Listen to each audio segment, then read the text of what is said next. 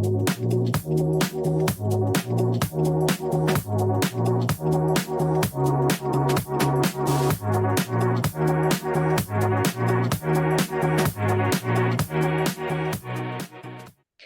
already know what it is. Welcome to Third Degree Vibes, where real women have real conversations about life, love, career, and all the crazy ish happening in the world right now. We're smart, we're bold, we're fly, and we say the things you're already thinking. So grab your drink, get comfortable, and let's get into it. Because we got degrees, we got opinions, and we got no filters. Period. There we go. So, yeah, I think I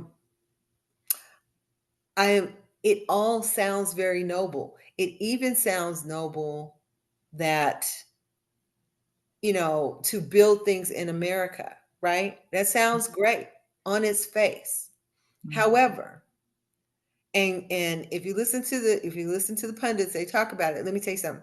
If they decide today, these larger corporations, that they're going to come back to America to manufacture their products, it is going to be years. It's not like these factories just exist. That's what I told Curtis. I said, do they realize how long it takes to even build the infrastructure of manufacturing, the blueprints, the The system, people. everything, the funding, everything. I mean, he's acting like this is like you blink your eyes or something. No, It's here. No, it doesn't even work that way. it doesn't work like that. And they But said, that's the other reason that he wants to be in office more than the 4-year term, because if he's in there for an indefinite amount of time, then it doesn't matter how long it takes because he's still going to be in office and still going to be running stuff, and he'll be able to, basically get the fruits of his labor from whatever's going to happen. That's what he's counting on. well, did you hear me say, Sheila? I mean, this is Adrienne talking. This is just me speaking, but you know, the Black community always seems to have to come to the rescue. We're the ones, at least in this country. Now, Canada is showing up and showing up large. I ain't gonna lie. But we're over here bearing the brunt of it because it's like, yes, we support our Black owned businesses. We do. We do. Okay. But the infrastructure for everything that we need on a regular basis, not to mention that's what within our budget to do, is not there for us to solely support, you know, the Black businesses. It's not that we won't, but do you feel what I'm saying? Oh yeah, absolutely. I think that the bigger thing is that if this does not make people kind of like stand up and see that we need to put things in place no matter what. I Yeah. mean, and in the past, they've had it in Oklahoma and it was burnt down. Hmm. Hmm. They had it in Georgia. Now it's covered by water. Like there was certain cities, and I wanted to do something like with that in mind.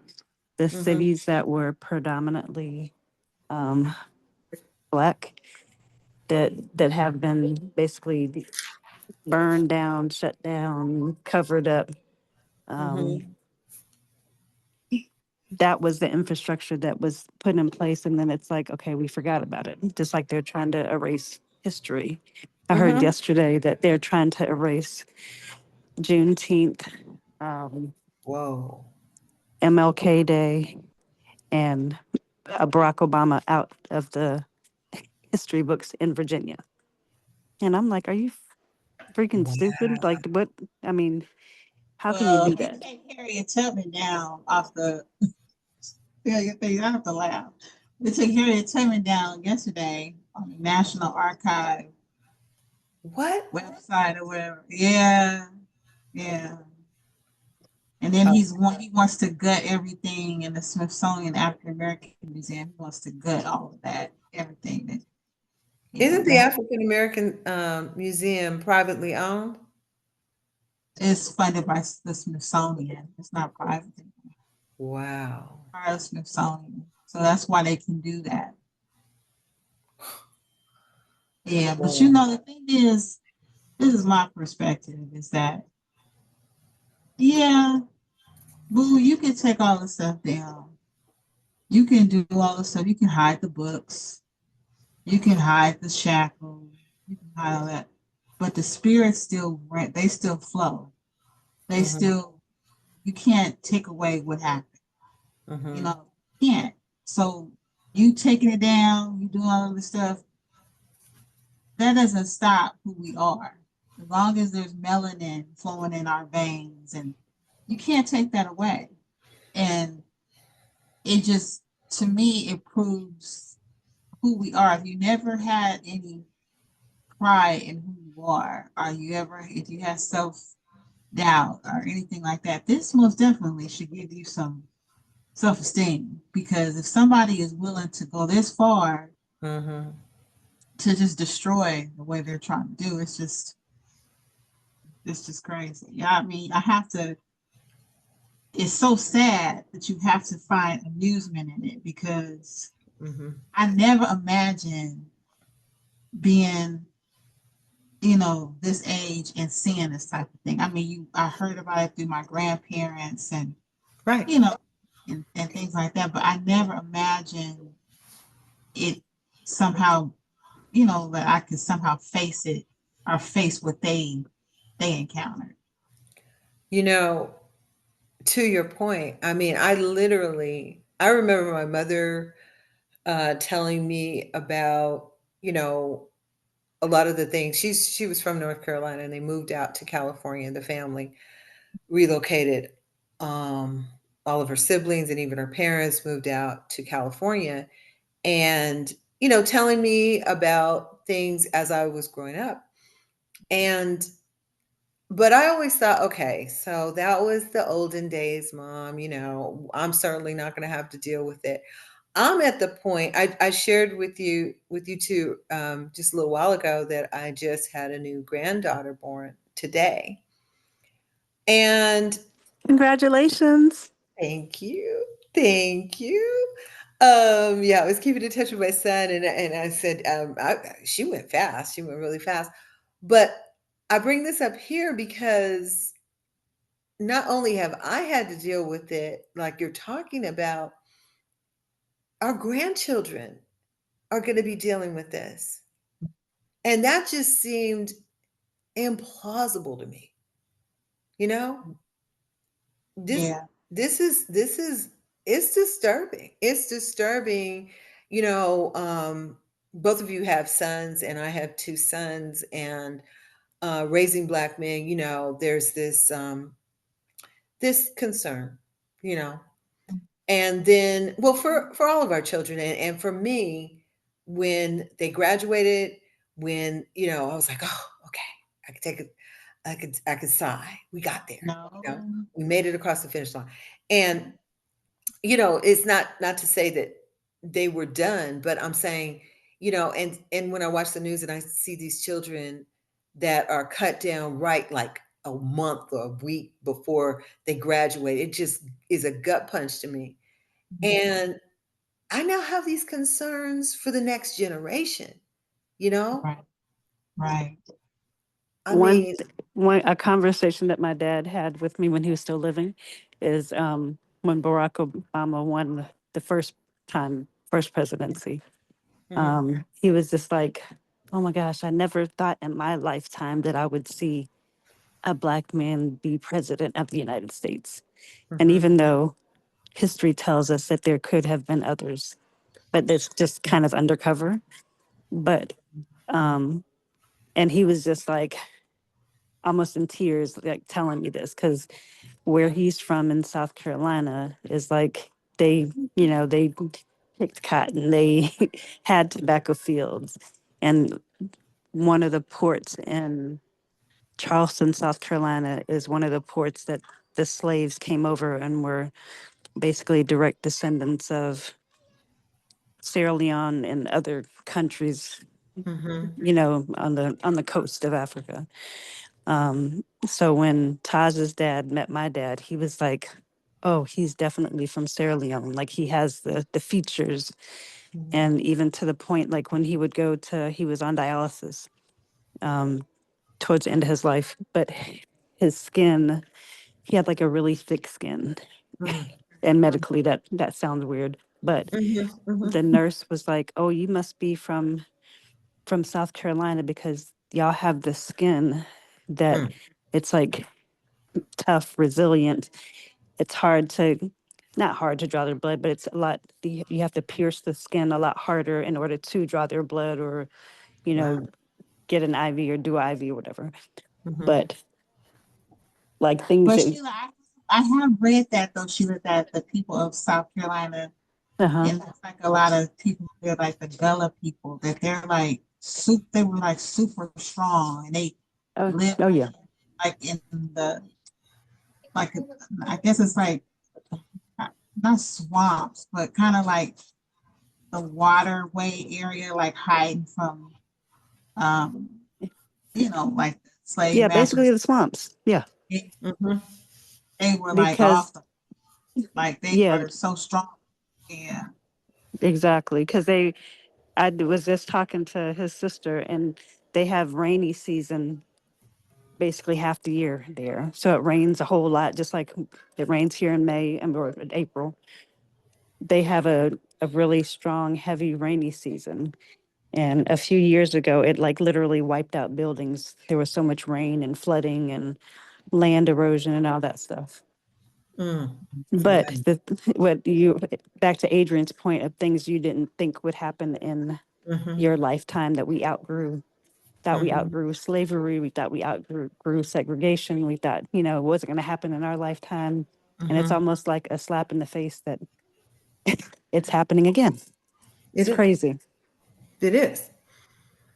You know, and we've talked about this. We have talked about that was one thing when we were talking about our adoption stories a couple episodes back. That was one thing I did appreciate was finding out the lineage, the actual line, and where my people come from. Um, that was truly truly interesting, but it it is it's being exposed that this is we already knew this is what the foundation of this country was built on, right? So I mean, I heard Ice Cube, was it Ice Cube? Ice T say on an interview one time, no justice on stolen land. And I was like, yep. And I mean, Yeah. it's this was there the whole time is my point, you know. And like you were saying earlier, Chrissy, we've gotten comfortable relying on these institutions. I mean, when these things, these DEI um what would you call them, rollbacks started Yeah. happening, you know, we were confronted with just how much we rely on these major institutions like Amazon and Walmart and Target. And it's almost it's so difficult to live without these things. These have become conveniences in our lives. And you know, I feel like I'm droning on and on because I know when we were growing up, we didn't have to rely on, Um, right? There was no. there was there were several other, but once these companies merge and become these huge conglomerates, then they kind of have taken over. You know Right. what I mean? Yeah, it most definitely. I mean, I can remember when Amazon was just for books. Like I used to Yes, buy books on Amazon. That was it. Like it was so small. It was like, oh, okay. right. I'll get some books from there. And then I think they said, okay, well now they started selling like DVDs on there. I was like, oh, okay, let me get some DVDs. Uh-huh. Uh-huh. And then all of a sudden it just, it started, you get everything there. And then, you rely on, oh, I need some copier paper, or I need this or that. Oh, I don't want to go to the store. Oh, let me just have Amazon. It'll be here tomorrow or the next day. So it's the convenience. And, you know, the thing is you have to. This is how I am attempting, because I can't say I always feel this way, but I'm looking at it this in a different light, because um even though you want to go back to the time when you had dogs and honest and things like that, it is my hope that it could never go back that way. Two reasons. We don't want to go back and we ain't going back. And I think we've conformed too much to the way we live now than our ancestors had. It's different when they didn't know this comfort, and to fight through it. But with us, it's a little different to give up something like that. People have worked hard to attain certain things and achieve certain things. So I feel like they didn't, yes, they kept us down a lot, um, with a whip. But now the whip is a little different. It's psychological, because if you're constantly every day signing something that goes against who I am, or what represents me, it's a whip. So it's like all of this is it's a very well thought out, intricate plan, Mhm. and we have to retaliate in the same manner, not Mhm. through burning up stuff, Mm-mm. not through fighting, none of that, you know. Mhm. But I feel like we have to be strategic in the things we do. I mean, it's time to, you know, it's time to be real about stuff. It's time to, um, like, playtime is over. That's all I can Mhm. say. Like, it's Mhm. time for us to really organize and come together and Mhm. try to do what we can to create our own. It's not going to be immediate, but I just I just think one thing about us is that we come together, and then when the smoke clears, we go back to, Right, right. And and I mean, to that point, I was talking to um a friend of mine's sister a bit about 2 weeks ago, and I'm just gonna ask y'all to clear this up for me, because she was like, well, so I guess she was in Target and she looked around and she just didn't feel right, like, I'm not supposed to be in here. And so she left. And but she was telling me, she said, well, supposedly the shift is that it's no Target Wednesdays. In other words, Wednesday's the only day that you are supposed to be boycotting now. But I'm saying, okay, so where's the organization when it comes around this, and what to what end? To what end? I'm not saying don't do anything. I'm not saying that. I'm asking, what are the aspirations? What are we doing, and to what end? And about if the Wednesday. Have you, huh? Sheila? No, I think that they need to continue to do the boycott for Target. And then I saw something about now it's from the, I don't know, it's supposed to be like a week where you're not supposed to go to, there's so many different things, but a week that you're not supposed to go to Walmart. And then, but I wish that there was like a, a good source of Right, information that everybody could go to hear right, the same message. exactly. That And that part. Hmm. and instead of saying, okay, is it supposed to be the 7th through the 15th, or is it Yeah. supposed to be, why take our foot off the neck of Target when it's been going so well? No, Um, and you know what? That's what I'm talking about. Can somebody put together, if y'all are listening to this on replay, somebody put together an app or something, because I just need or the put it in the information. comment section, and Right. so that we can like talk to the Yes. higher ups, let somebody know, like put this in place so Yes. that we can know, have a good source of information, like I said, because somebody might watch Fox News, somebody might watch CNN, but if there was Mhm. one source One source of that what the efforts are. I mean, because the other countries are doing it, Canada Exactly. is very organized with what they're doing. They're just like, no more American, period, full stop. And they do not care. And they said they're gonna turn No, the lights off. no, And period. and period. They're gonna turn the lights off, and Is they what I'm said that saying. Donald Trump can do whatever he want to do. But Okay. the other So, major thing is, can I say something about the march that happened over the weekend? yes, I was just I gonna was ask you guys so about that. proud of how many people actually got up off their butts and Mhm. did something. I'm not gonna Every say for a single change, state. but Mhm. wow, wow, Mhm. wow, wow is the Mhm. I mean, like they literally were showing on the screen. It was one, two, three, four, like 20 states at a time, or 20, Mhm. not states, 20 locations at a time, Mhm. and the hundreds of thousands and literally probably Mhm. millions of people that came out across the world to Mhm. peaceful protests. Mhm. Um, and I had a wonderful conversation with one of my friends, and she was saying, "Oh, I should have went out there. I didn't even know anything about it." Mhm. And I'm like, "Okay." I said, "Well, girl, you need to go out there next time because we need everyone." She's like, "Well, what? Did you to go out there?" And I was like, "No, we weren't supposed to." And she said, "What do you mean?" I said, "Girl, Mhm. I'm over here trying to learn how to do the boots on the ground dance." And she was like, "What?" Explain, Sheila. Explain. We minding the business that pays us. We ain't Right. got nothing to do with whatever they got going on.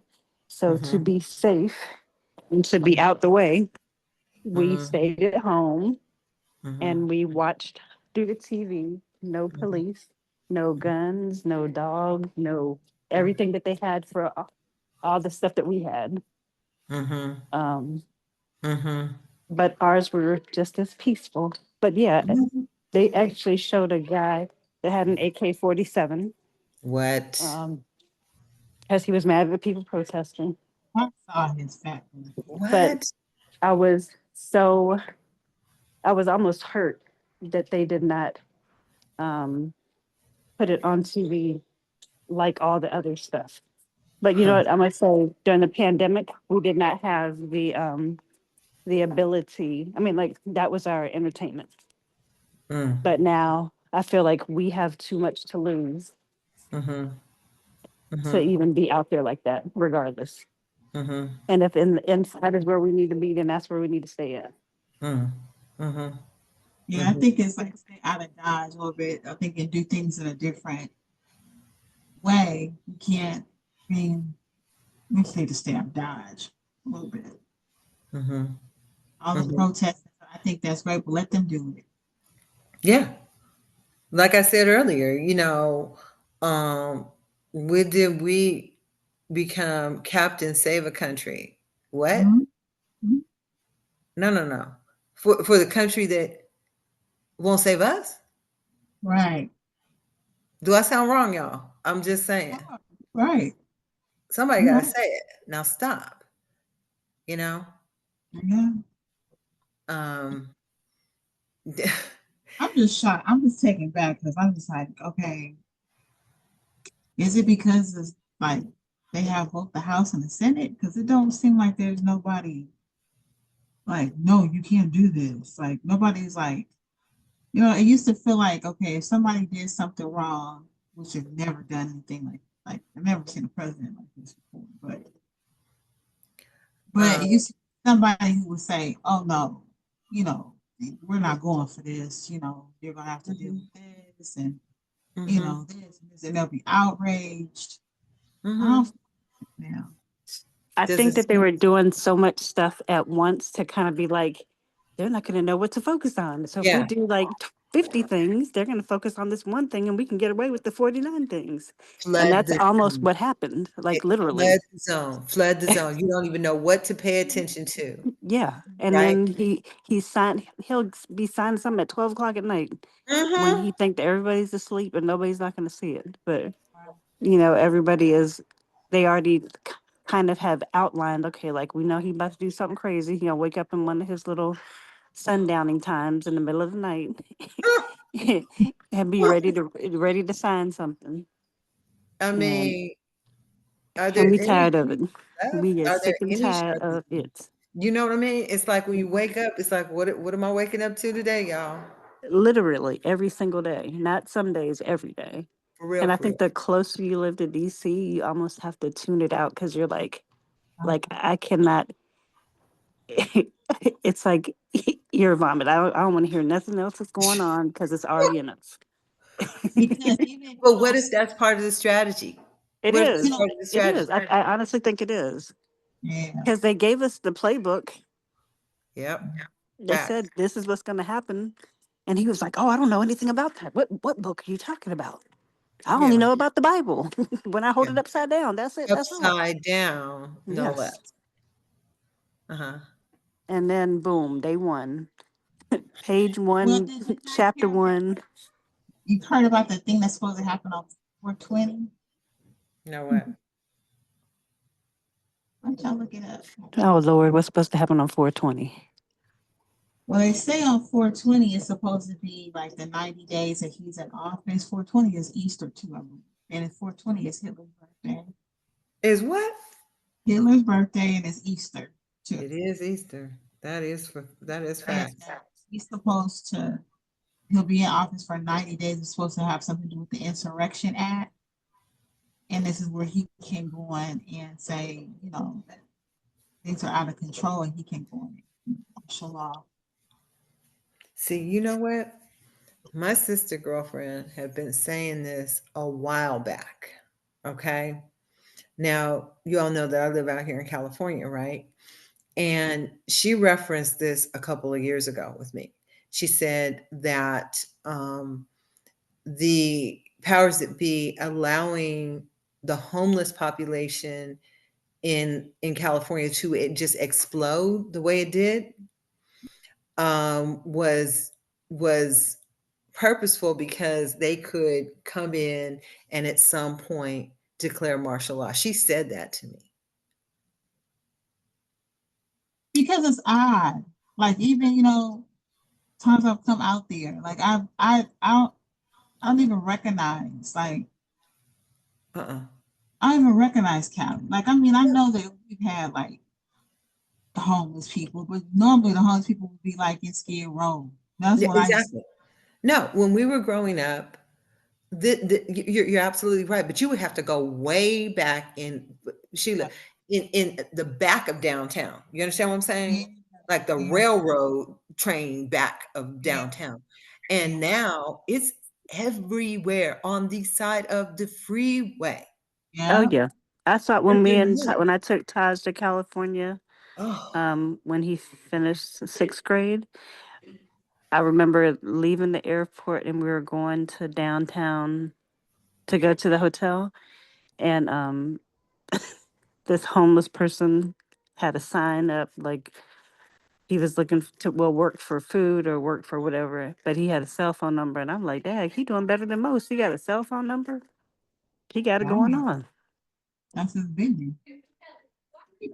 That's his business. But you know the thing is too, what they do is they buy trailers. Because they even have a new documentary coming out with the DeBar. Did you guys see that? With the brothers, no. James and Randy. And they live like in those trailers in LA. They live on the street. So yeah, I mean, that's another thing we'll talk about in another show about the homeless.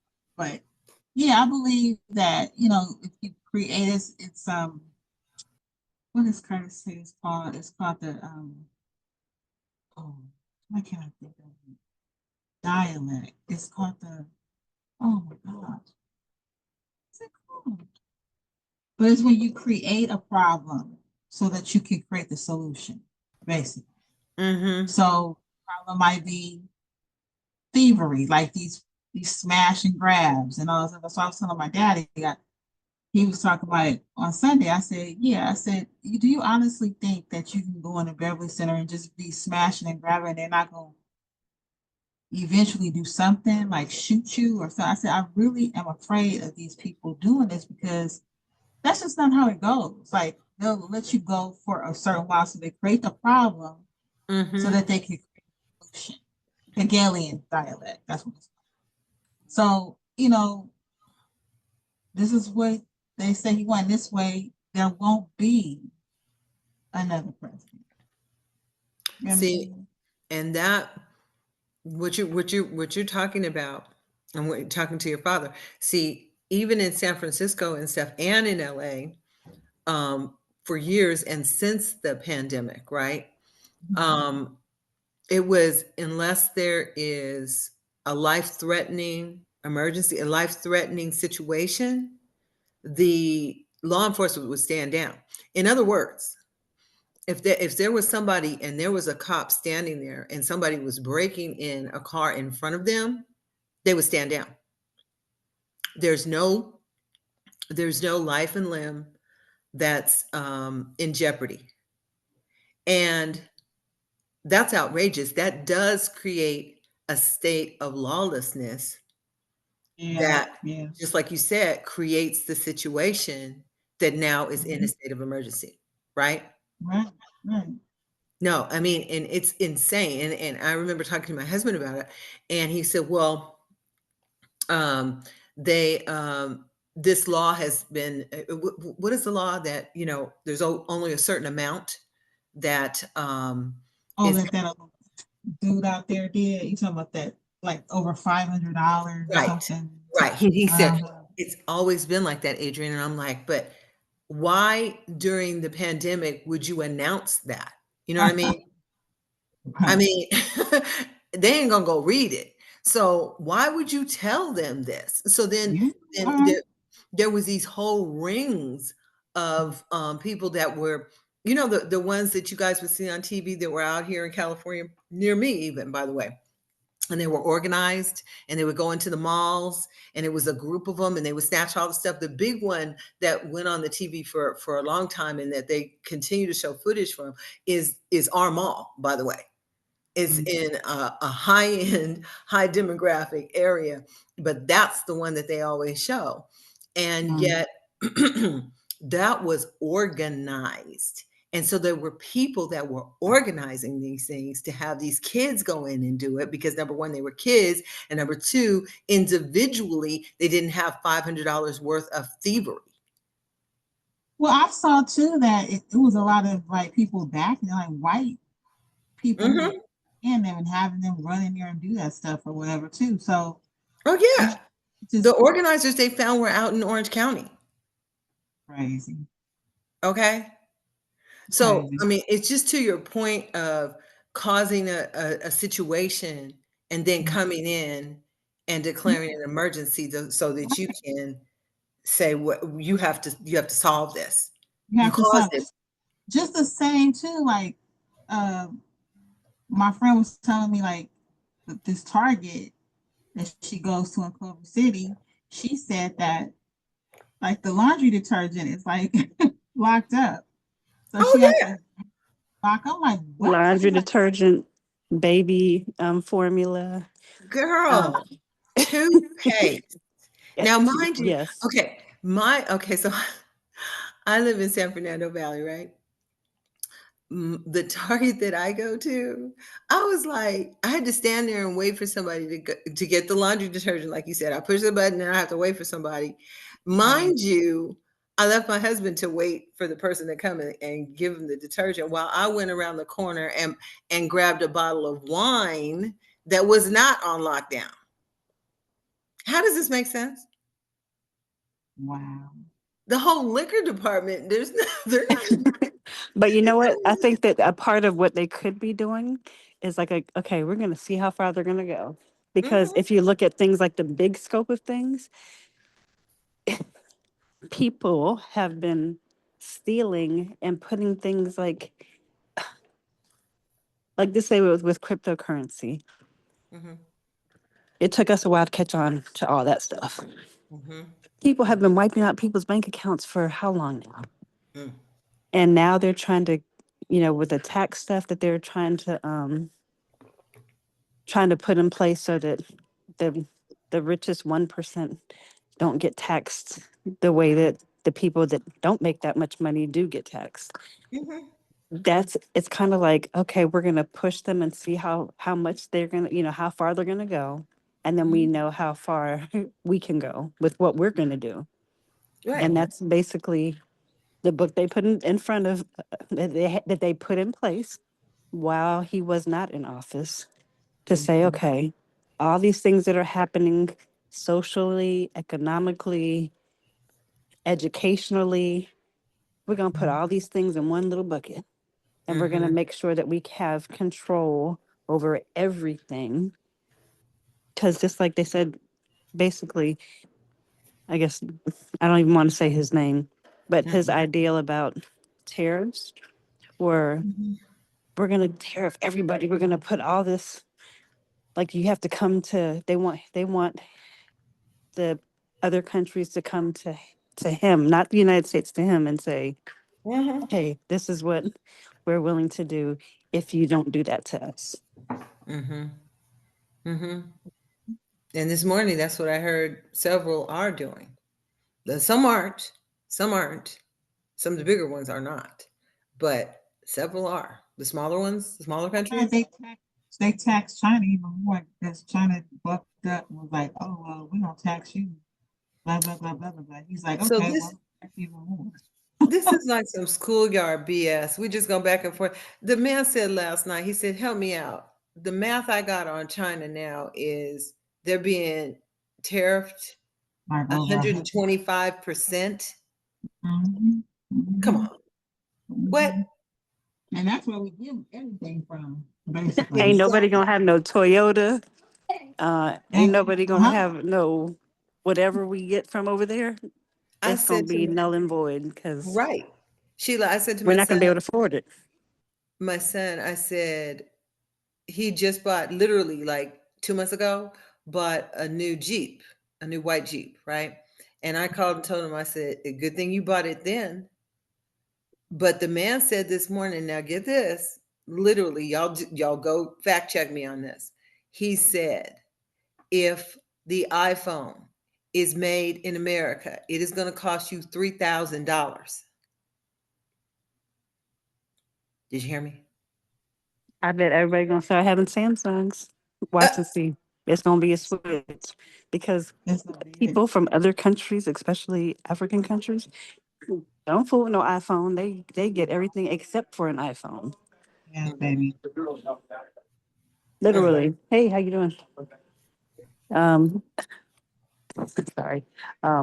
They be like, "Oh, send me a phone. Oh, please, Lord, don't send me an iPhone because if anything happened to it, But a Mm-hmm. Samsung phone or any other little rickety rack phone, that's what they want. No, because seriously, going back to the original point, it all sounds well and good until we have labor laws in this country, right? And that costs money. So the price of the goods are going to go up. And excuse me, who's going to be able to pay for that? That's why they went to globalization in the first place. Why do you think Timu blew up like it did? Look, all them black jobs. Ooh wee. Uh-oh,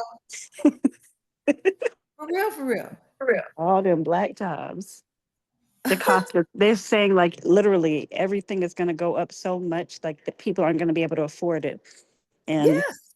the one thing that I've done, like I've done it for the last few years, but this year, when I say I went hard, I've probably planted 40 or 50 different things. And I keep on going on different channels, and they said, you need to have this kind of tree, you need to have that kind of tree, you need to have sustainable food at your house because you're Mhm, not going to be able to purchase it at a store.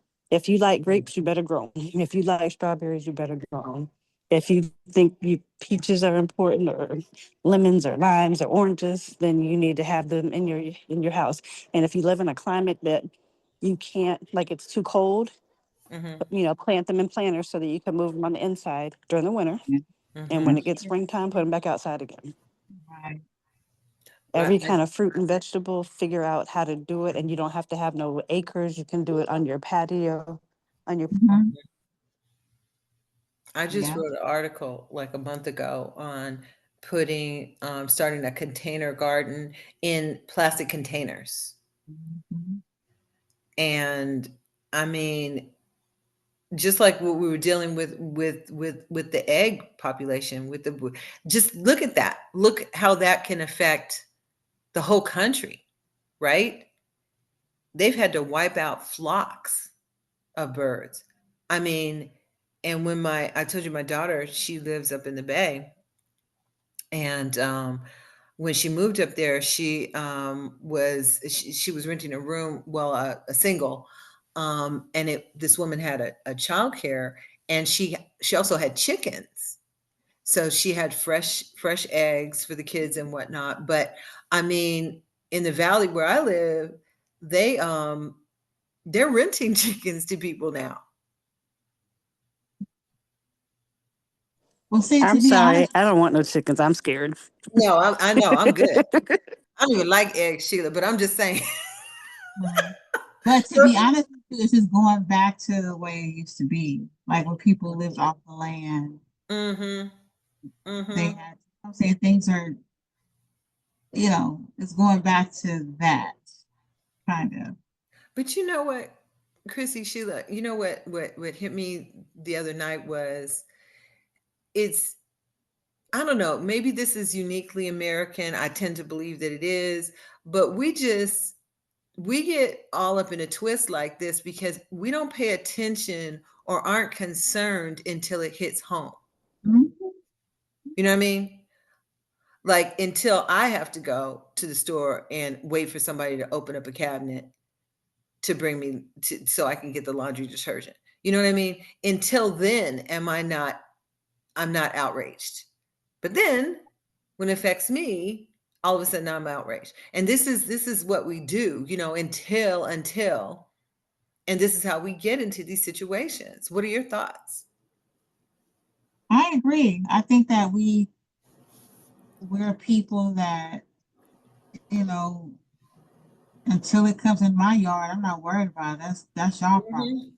Mhm. Mhm. You know, that's just how we get down. And a lot of it has to do with, the culture, the music, the things. A lot of things have separated us from being who we were years ago. I mean, there's always been some type of strife, but there was more unity years ago than after, like, let's say the 80s. Let's say the 80s, that's when it kind of split. Blacks started being able to afford different things and live certain places and this and that. So it's just a structure and it's a mindset that we've adapted to, you Mhm. know.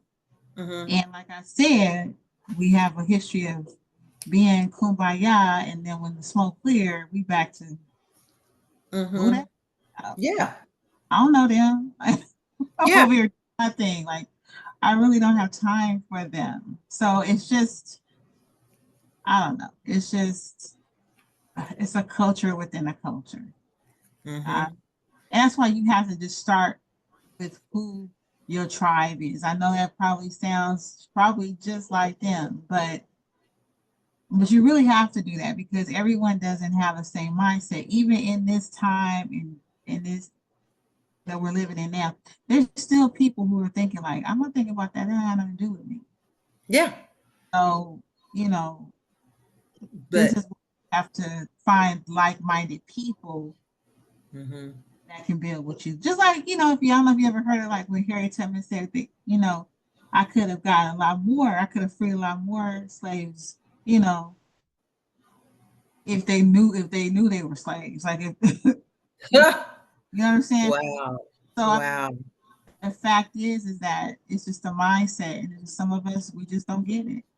Mhm. Mhm. And some of it, and you know what?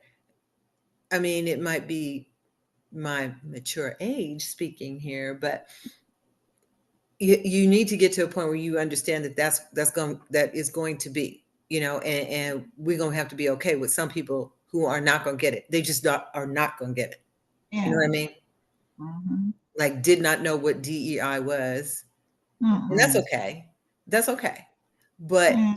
then not feeling like it in any way concerns them, you Mm-hmm. know, um, or touches them in any way. And it doesn't matter what the origins were. I had someone say to me just recently, well, it wasn't set up for us. And it's like, it doesn't matter that it wasn't set up for us. Most things weren't. How about this Yeah. country wasn't set up for us? Start there. Everything wasn't set up for us. Hello. I mean, like, there's not one thing that they're like, oh, let's put this in place, Right. except for we're gonna Right. get some free labor, Exactly. and Right. we're not gonna let them learn nothing. I Yeah. mean, Right. unfortunately. But the Exactly. Right. other thing that I was gonna say about the other things that are in place is that the I heard of the also that the historically black colleges are worried about funding because they were, basically set up on the premise of having all this funding. And Mhm. now that everything is in place the way that it is, they're Mhm. saying that if they let the funding go, which they're probably not, but they're going to have all these certain stipulations put in place Mhm. to even have that. Because I think there was a college, I don't even know the name of the college, but they were having all the protests about Palestine, and they said, okay, as long as you don't have any more protests about that, then we'll give you funding, but you have to, Oh, make Columbia. it. Yeah, Oh that's yeah. yes. So the stipulations that they had to put in place in order to just continue, which is crazy. How are these not strong arm tactics? How are they not being looked at as what they are, which are strong arm tactics? I mean, really? What Yeah. happened to government overreach and a small government? Yeah. What happened to all that? See, these are just sound bites. The hypocrisy is just deafening. Yeah. I thought you didn't want the government to have so much say in this, that, and the other, but you're going to come in and tell an organization, a university, how they should conduct themselves. Really? It's not just Columbia. They've told John Hopkins, Yeah. they've told a lot of schools like this is like you're not gonna do this. If you do this, we're gonna Mhm. pull money away from your funding and we're gonna your research programs also we're gonna pull it. Mhm. So it's like Nazi Germany. Yeah. Exactly. That's what Exactly. that's exactly what. And the thing is, Sheila, how you was talking about the HBCUs, that is like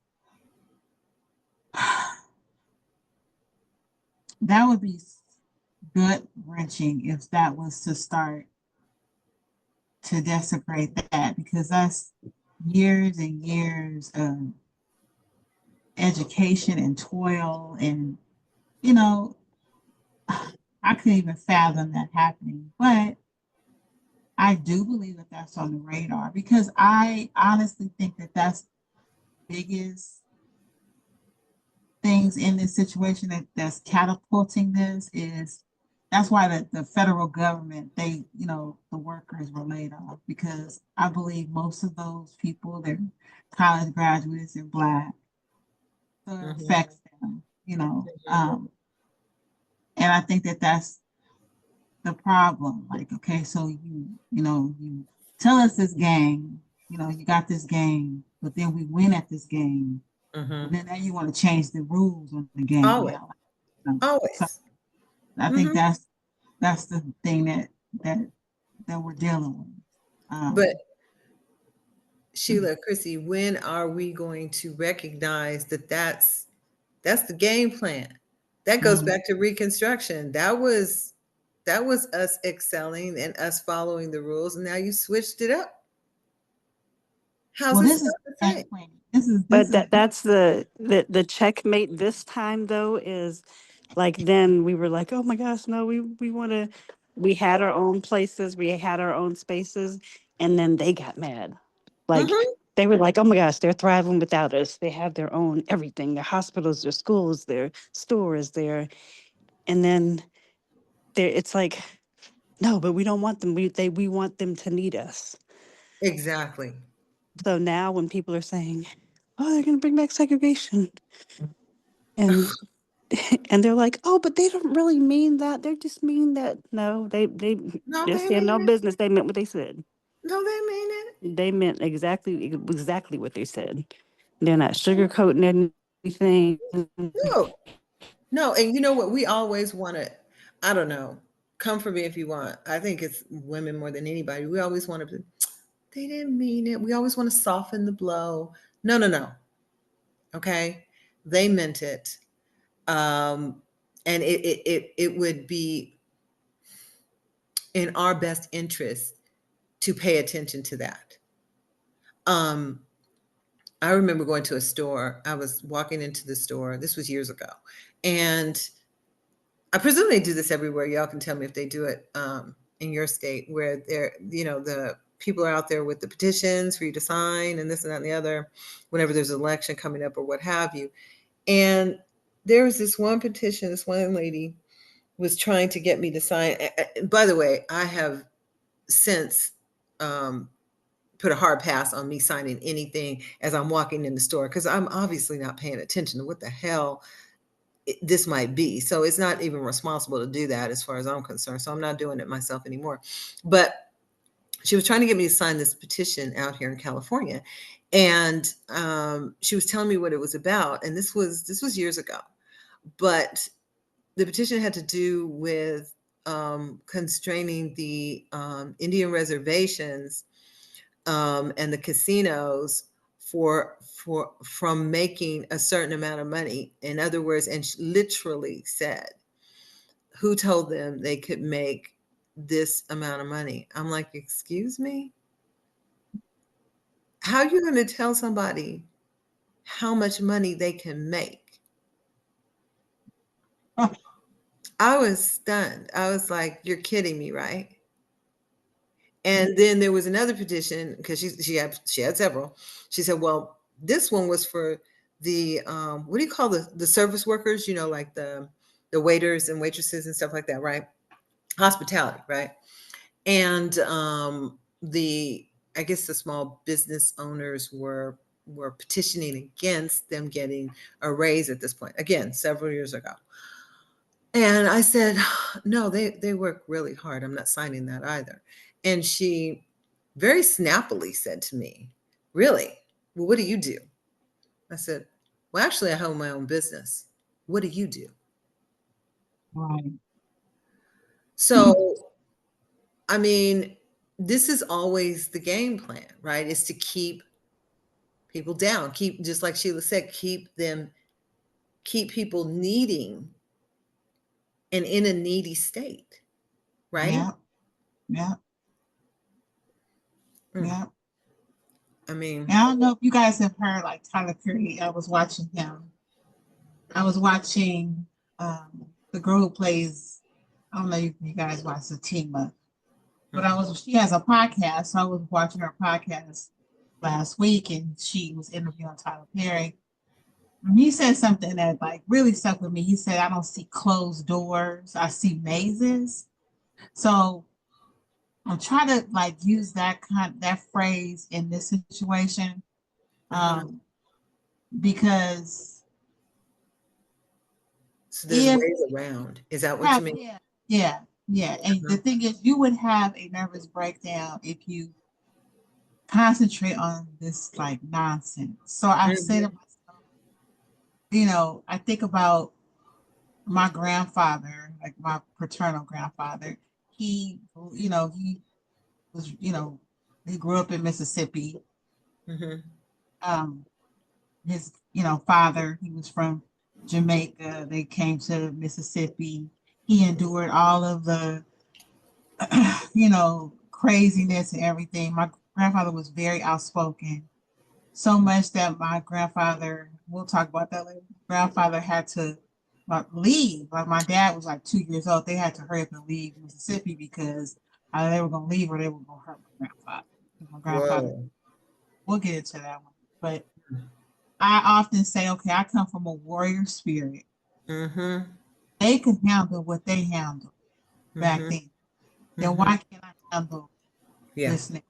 It's a little bit more, like I said, it's a little bit more heavier on the mind because I'm not used to this. So, so it is say, okay, what can I do to try to make things different? I've been thinking about the kids. That's my biggest thing. I've been thinking like, okay, what about these kids in public school funding? Like if this goes on, what can I do to help? Like, what maybe I can start like a program to help, single moms or single dads, or, anybody, to help with their kids with tutoring or something. I don't know, just something. I just been thinking, what gaps can I fill? And I think that's what we have to do in this situation. It may not, Black Wall Street, but it could be a different type. You understand what I'm saying? It doesn't have to be physical. It could be something just you giving or you doing. Okay. Oh, like the other day when you was like, Chrissy, you could have your books translated. You sent this thing to me. So okay. Right. So Yeah. stuff like that. That's what we have to start doing with each other. Mm-hmm. Rather holding on to like, I'm not telling her because she don't get ahead of me. That Oh, has to stop. See, yeah. all That of that. gatekeeping. That gatekeeping. Yeah. Yeah, Mm-hmm. yeah. Mm-hmm. Mm-mm. That's not It's what time. it is. No. No, that's not what it is. If I know like something's going on, I know about a grant, like I'm gonna talk to y'all about. We need to, if anybody's out there listening and you do grants, Mm-hmm. to get with us so that you could come on and talk about your grant writing and things like that. Because I just think that that's something that we need to just start trying to get into, things that we were not doing. We Yeah. need to do everything we can as a collective for Yeah. those who, not those are going to tear it down, but Mm-hmm. I love there's that. things to do. Yeah. Yeah. You giving me some ideas right now. Because just like you said, I I had my cousin say something to me recently, and she said, "Well, I thought you knew everything." I said, "No, that's ridiculous. I, Mhm.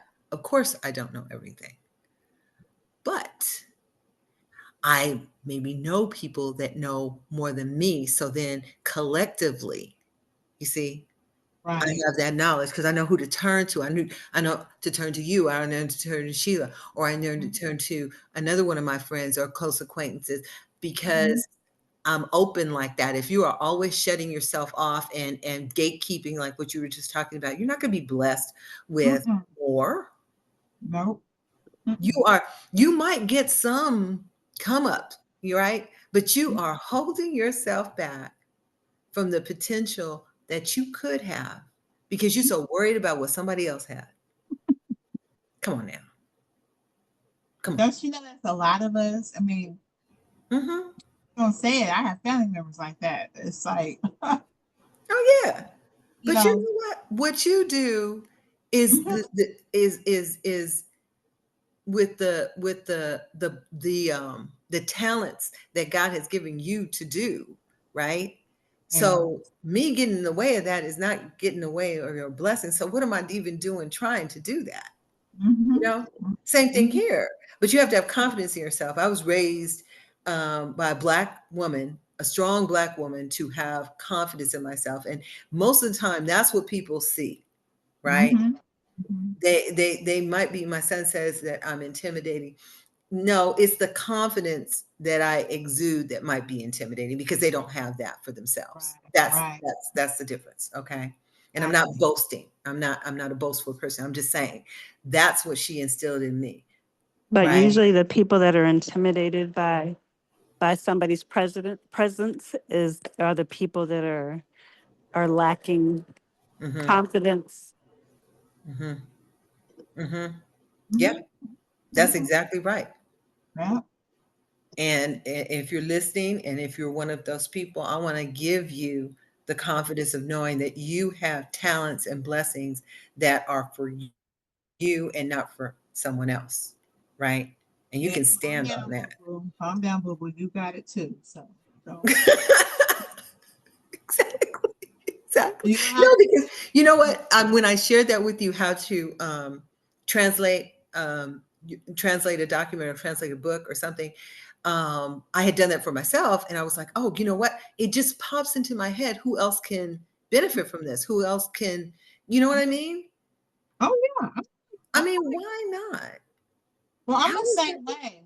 How is that I'm taken always, away? How is I'm that always minimizing? like, but I've learned not so much with people that aren't related to me, but people that are related to me. Like I'm always gonna talk like, oh, encouraging, like, oh, you should work for yourself, or you should do this, you should do that.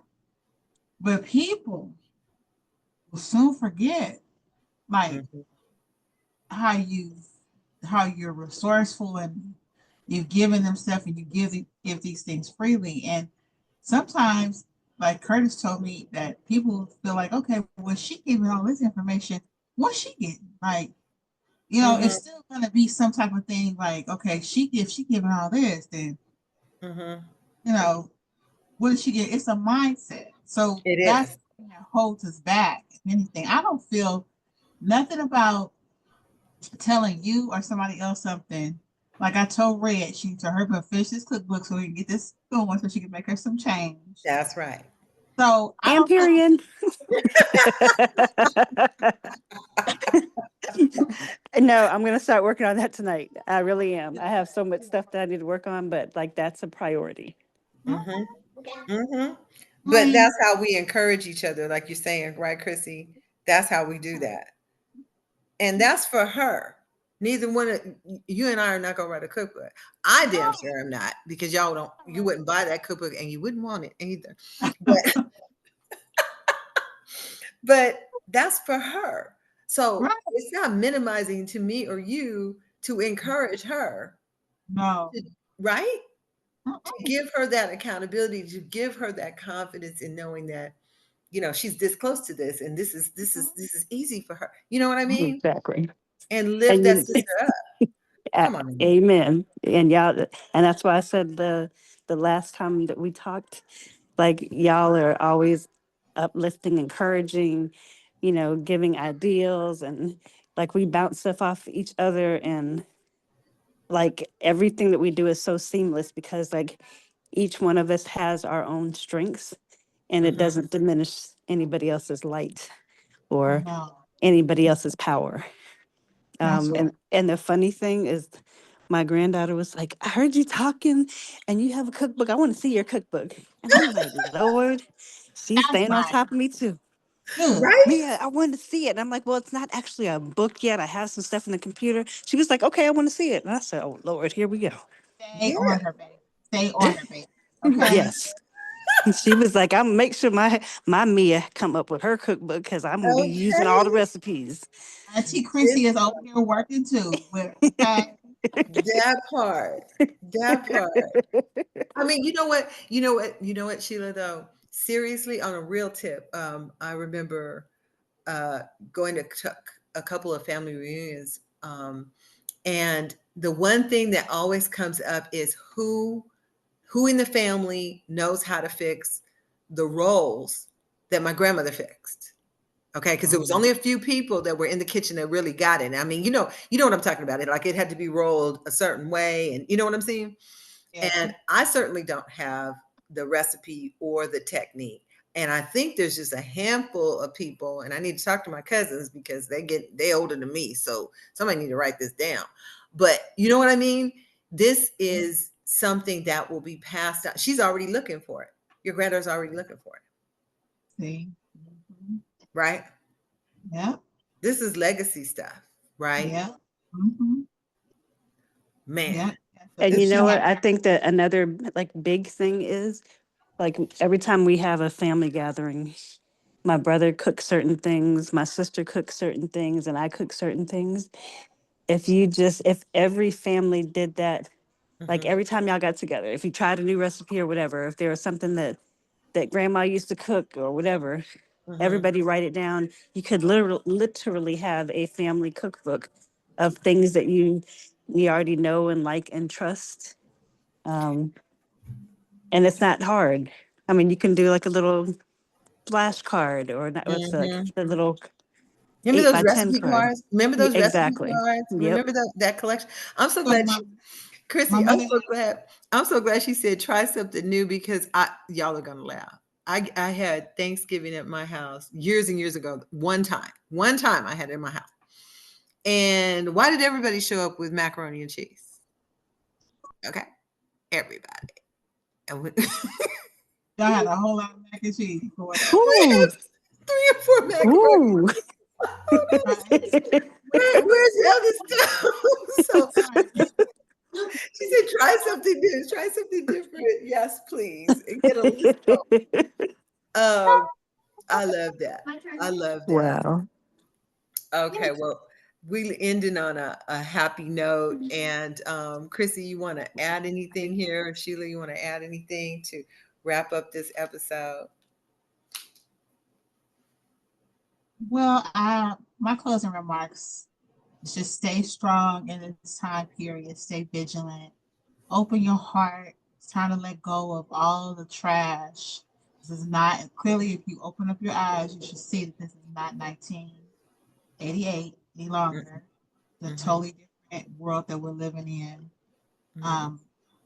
It does not spell out defeat. But it does mean that you do need to change your mindset, move forward, do what you can to help each other and help yourself more than anything. That's good. That's really good. What do you think, Sheila? My closing statements are going to be, I'm sorry, I'm at my son's basketball practice. So if you hear basketballs or things in the background, my apologies. But we keeping it real because this is part of my life. But you know, don't keep your eye off the prize. There's so many distractions that are on purpose. But like everything ain't for you, or every situation ain't for you. So focus on the things that are important that would make your life better, and everything else just cast it to the side, pray about it, and let it go. That was good. That was really good. So my closing statement is, as much as anyone may try, they can't kill the truth. They just can't unless you let them. So any type of history that's trying to be rewritten or erased or whatever, that can't happen if you have an oral history, if you are talking to your children, your family, and keeping those things alive. How many things had to be passed down? That's because they kept it alive. They kept talking about it. These were centuries, and it wasn't lost. It wasn't forgotten. Some things were, but they can't kill the truth. They can't kill what's real, what's history, what has happened, unless we let them. And we're not about to let them.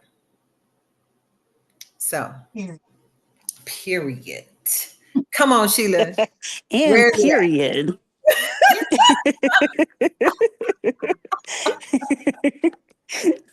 Thanks for joining us, y'all.